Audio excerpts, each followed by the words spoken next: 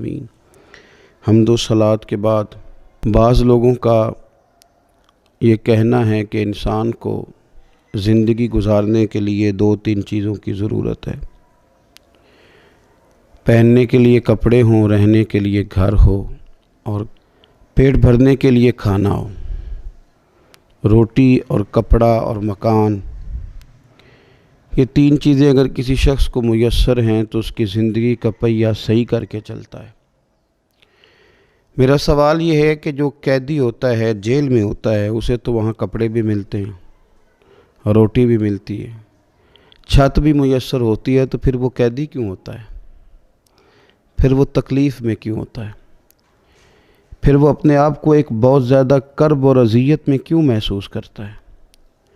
سمجھ میں یہ بات آتی ہے کہ انسان کو روٹی، کپڑا اور مکان کے علاوہ اپنوں کی بھی ضرورت ہوتی ہے۔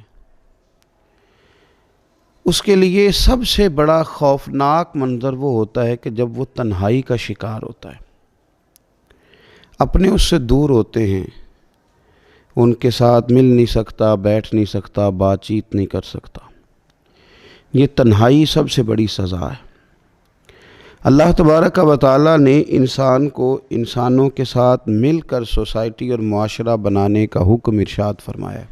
تھوڑا سا گہرائی کے ساتھ اگر ہم اس بات پہ غور کریں اور توجہ دیں تو ہمارا جو گھر ہوتا ہے وہ ہمارے لیے جائے قرار ہوتا ہے۔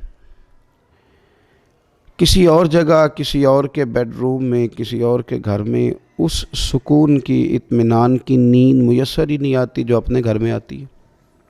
اب یہ ہے کہ یہ گھر ہمارا موجود ہے، سکون کی جگہ ہے، لیکن اس کے باوجود بعض گھروں سے سکون اٹھ جاتا ہے۔ گھر تو ہوتا ہے پر گھر میں رہنے والے لوگ گھر کے اندر بھی تنہائی کا شکار ہوتے ہیں۔ ذہنی ہم آہنگی ایک دوسرے کے ساتھ نہیں ہوتی۔ نسب کا رشتہ تو موجود ہوتا ہے لیکن دل کا رشتہ موجود نہیں ہوتا۔ اس لیے ہمارے دین نے ہمیں گھر بنانے کا طریقہ بھی ارشاد فرمایا۔ میاں بیوی کے رشتے کا قائم ہونا گھر میں سب سے پہلی ضرورت ہے۔ قرآن حکیم نے کہا ہن لباس لکم وانتم لباس لہن، مرد عورت کا لباس ہے، عورتیں مرد کا لباس ہے۔ لباس زینت بھی ہوتا ہے، لباس بندے کے عیب بھی چھپاتا ہے، لباس کی وجہ سے انسان گرمی اور سردی سے محفوظ بھی رہتا ہے، لیکن یہ یاد رکھیں کہ لباس کا پورا ہونا بھی ضروری ہے، اس کا وجود کے ساتھ فٹ ہونا بھی تو ضروری ہے۔ لہذا میاں بیوی کے رشتے کے اندر ایک دوسرے کے ساتھ ذہنی ہم آہنگی کا ہونا، ان کے مزاجوں کا ایک دوسرے کے ساتھ اتفاق کا ہونا، فٹ ہونا، یہ بھی بڑا ضروری ہے۔ نبی پاک صلی اللہ تعالیٰ علیہ وآلہ وسلم نے ارشاد فرمایا دنیا ایک متاع ہے اور دنیا کی بہترین متاع نیک بیوی ہے۔ جس کو یہ میسر آ گئی اس کا گھر بن گیا، اس کے حالات سنور گئے۔ اور حضور صلی اللہ تعالیٰ علیہ وسلم نے ہمیں گن کے بتایا تھا، گن کے فرمایا 4 چیزوں کی وجہ سے لوگ نکاح کرتے ہیں: مال دیکھ کر، حسب نسب دیکھ کر، حسن و جمال دیکھ کر، اور چوتھے نمبر پر دین دیکھ کر۔ فرمایا میرے غلاموں، تم نے اس طرح کرنا ہے جب کسی خاتون سے نکاح کرو یا تم اپنی بیٹی کا کسی لڑکے سے نکاح کرو، دین دیکھ کے کرنا، پرہیزگاری دیکھ کے کرنا۔ ایک حدیث میں نبی پاک صلی اللہ علیہ وسلم نے فرمایا حسن دیکھ کے تم نکاح کرو گے تو ہو سکتا ہے اس کا حسن اسے ہلاک کر دے، مال دیکھ کے نکاح کرو گے تو ہو سکتا ہے مال اسے متکبر بنا دے، تم دین دیکھ کے نکاح کرنا، رب تمہیں برکت عطا کر دے گا۔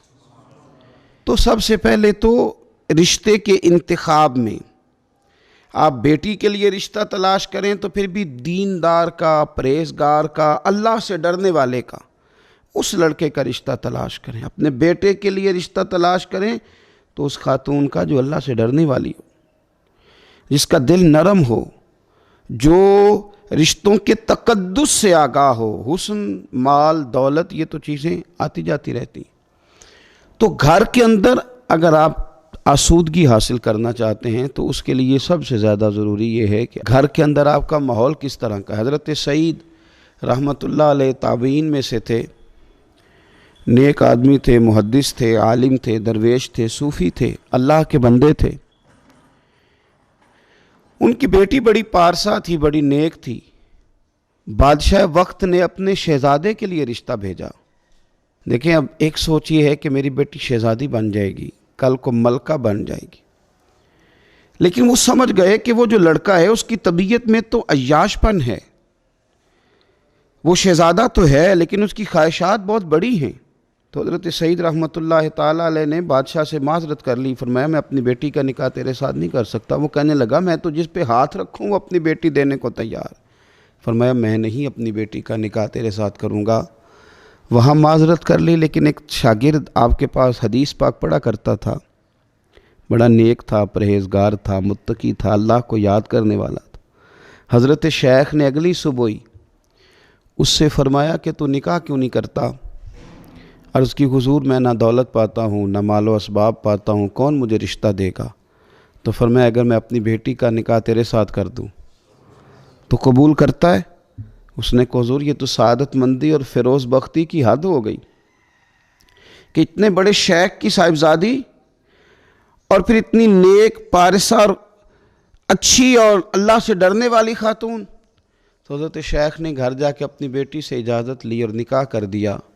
اور آخری جملہ اپنی بیٹی سے کہا، کہنے لگے پتر میں نے تیرے لیے دولت کا انتخاب نہیں کیا، میں نے تیرے لیے بہت اعلیٰ بنگلوں کا انتخاب نہیں کیا، لیکن اس شوہر کا انتخاب کیا ہے اور تیرے شوہر کے لیے اس بیوی کا انتخاب کیا ہے جو انشاءاللہ مصلی پہ بیٹھا کریں گے، قرآن پاک پڑھا کریں گے، رزق کھائیں گے لیکن دیکھ کے کھائیں گے کہ حلال ہے کہ حرام ہے.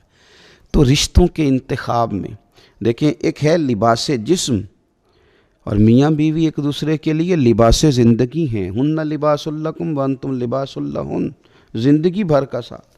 بہترین احتیاط